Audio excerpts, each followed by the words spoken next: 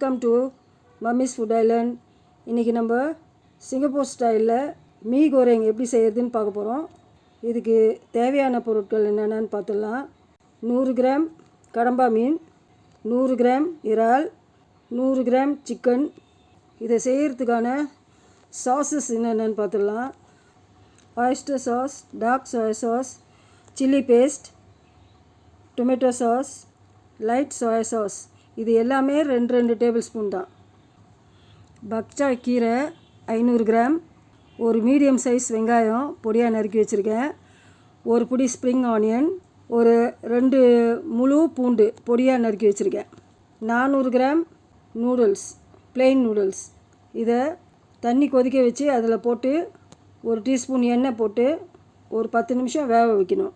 Noodles ஓரளவுக்கு தான் வேகணும், ரொம்ப குழைய வேகக்கூடாது.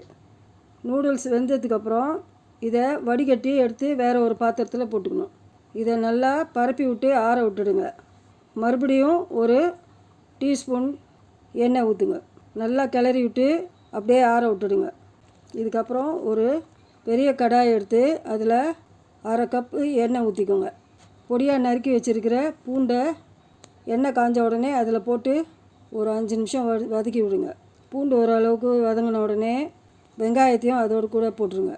ஒரு கிளறி விட்டுட்டு இறாவை முதல்ல வெங்காயம் பூண்டோடு சேர்த்து நல்லா கிளறி விடுங்க.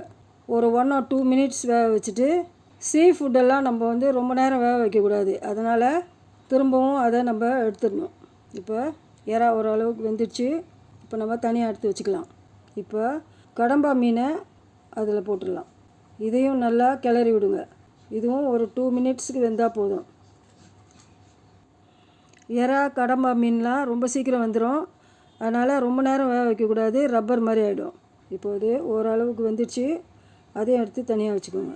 இப்போ நம்ம சிக்கன் பீசஸை அதில் போட்டுடலாம். சிக்கனை பொடியாக நறுக்கி வச்சுக்கணும்.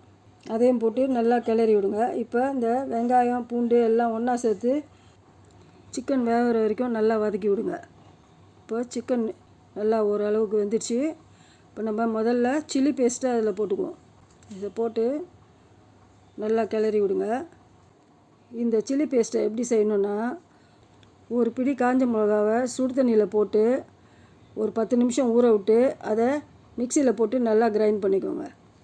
இது நல்லா வதங்கின உடனே நம்ம ஏற்கனவே வதக்கி வச்ச அந்த கடம்பா மீனும் இறாவும் எல்லாத்தையும் ஒன்றா போட்டு நல்லா வதக்கி விடுங்க. இதெல்லாம் நல்லா வதங்கின உடனே ஒரு 1/2 டீஸ்பூன் உப்பு போட்டுக்கோங்க. இப்போ நம்ம இந்த இறாக்கும் கடம்பா மீனுக்கும் சிக்கனுக்கும் சேர்த்து போட்டிருக்கோம். முதல்ல லைட் சோயா சாஸ் போட்டுக்குவோம், அப்புறம் dark soya sauce, oyster sauce, tomato sauce. இது எல்லாத்தையும் நல்லா கிளறி விடுங்க. இதுக்கப்புறம் நம்ம வேக வச்ச நூடுல்ஸை இது கூட சேர்த்து கலந்துடலாம். இந்த நூடுல்ஸு ரொம்ப நீட்டாக இருந்துச்சுன்னா நீங்கள் கொஞ்சம் கத்திரிக்கோலால் கட் பண்ணிக்கலாம். கிளறி விடும்போதும் அப்படியே கட் பண்ணி விடலாம். இந்த சாஸ் எல்லாம் நல்லா நூடுல்ஸில் கோட் ஆகிற வரைக்கும் நல்லா கிளறி விடுங்க.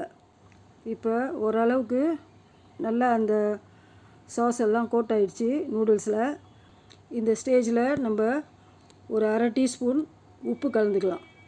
இதை நல்லா கிளறி விட்டுட்டு இந்த பக்சாய் கீரையை இதில் சேர்த்துக்கலாம். பக்சாய் கீரை உங்களுக்கு பிக் பாஸ்கெட்டில் கிடைக்கும். இந்த பக்சாய் கீரை உங்களுக்கு கிடைக்கலன்னா நீங்கள் பாலக்கீரை யூஸ் பண்ணிக்கலாம். இப்போ இந்த பக்சாய் கீரையோட கொஞ்சம் பூண்டையும் சேர்த்துக்கோங்க. இப்போ எல்லாத்தையும் ஒன்றா நல்லா கிளறி விடுங்க. இந்த மீ கோரிங்கோட சூடுலேயே இந்த கீரைலாம் நல்லா வெந்துடும். இந்த அளவுக்கு வெந்தால் போதும். இப்போ இது மேலே நம்ம வெங்காயத்தால் தூவி இறக்கிடலாம். ஓகே, இப்போ மீ கோரிங் ரெடி ஆகிடுச்சு. இப்போ நம்ம சர்விங் பிளேட்டுக்கு மாற்றிக்கலாம். See you on my next video. Bye.